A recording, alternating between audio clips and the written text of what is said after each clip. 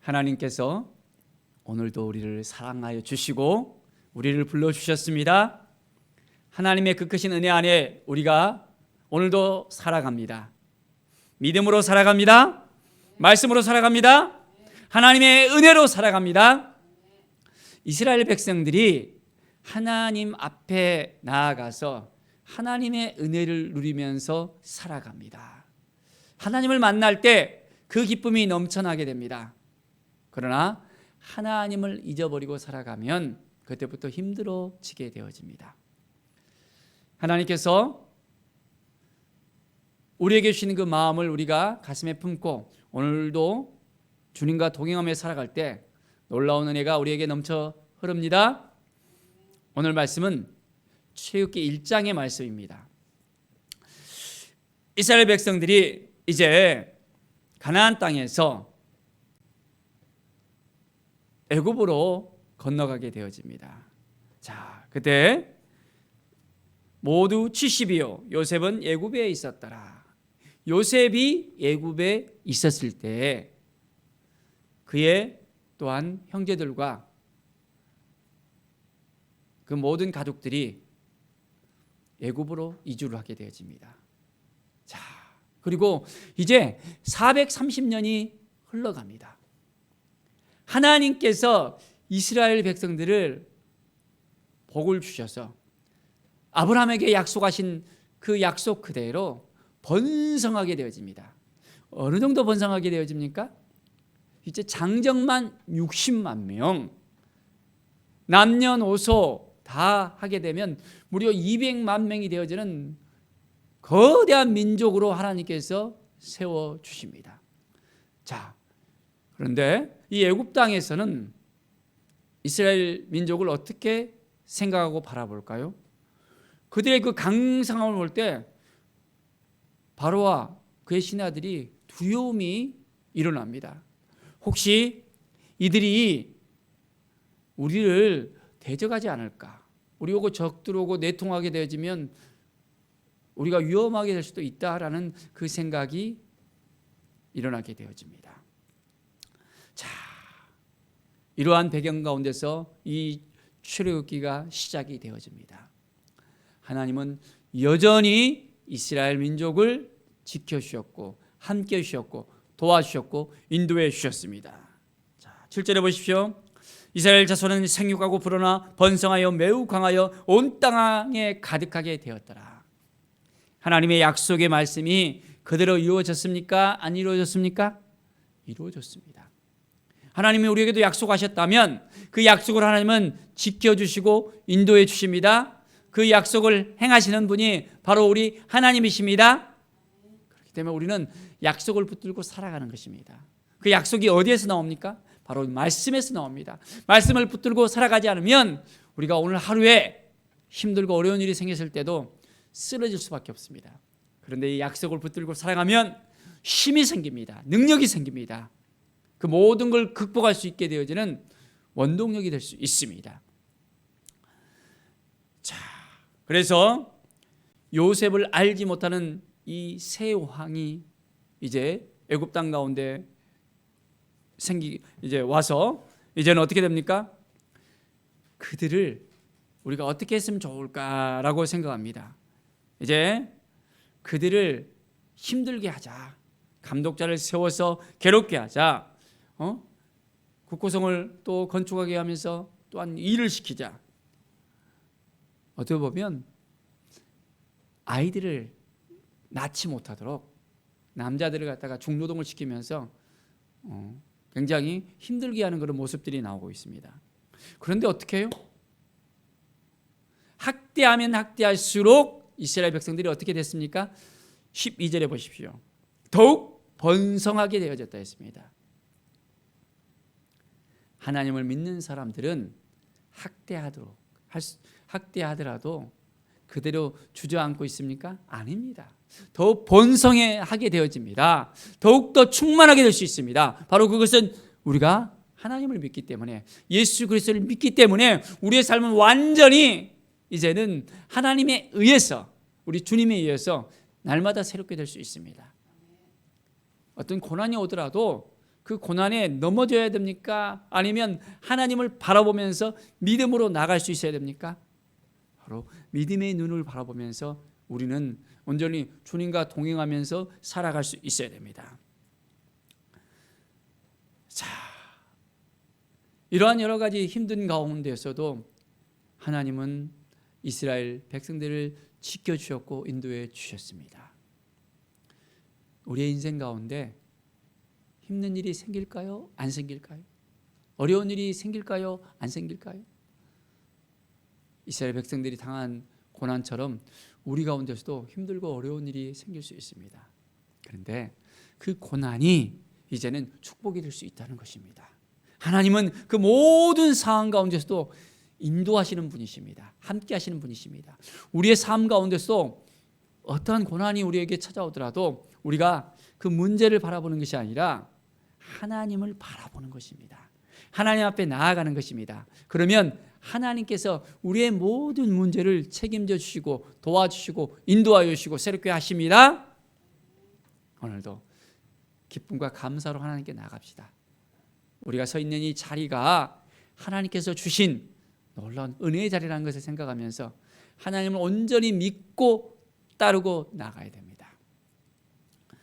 자, 이제 애굽 왕이 히브리 산파 시브라와 부하에게 명령합니다. 자, 히브리 여인들이 해산할 때 그들에게 찾아가서 이제 아들이거든 죽이고 딸이면 살려두라라고 이야기합니다. 자, 그런데 이 산파들은 어떠한 마음을 가지고 있었습니까? 하나님을 두려워하는 사람들이었습니다. 그래서 이 왕의 명령을 그대로 준수하지 않았습니다.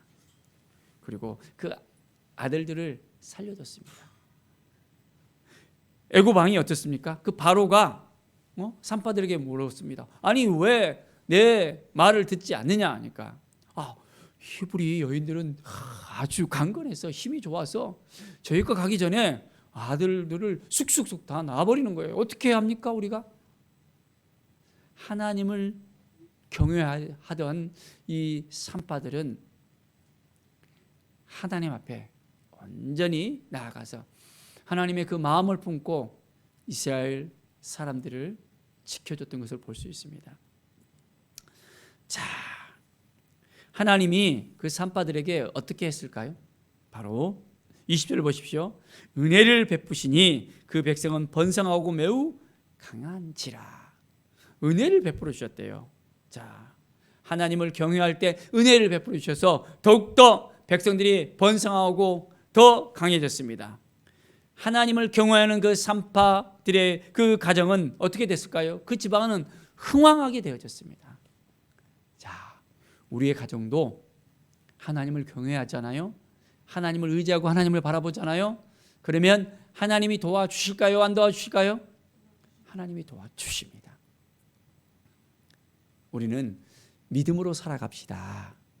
하나님의 은혜를 가슴에 품고 날마다 어떻게 살아가는 것이 하나님의 뜻 가운데 살아가는지 하나님께 묻고 우리가 나가야 됩니다.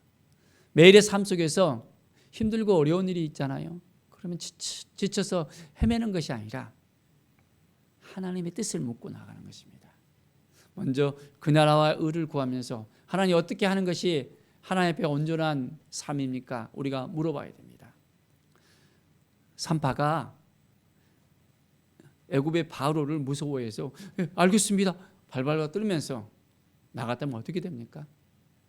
이스라엘 백성도 번성하지 못하고 그들의 가정도 흥왕하지 못했을 것입니다. 하나님께서 복을 주시지 않았을 것입니다.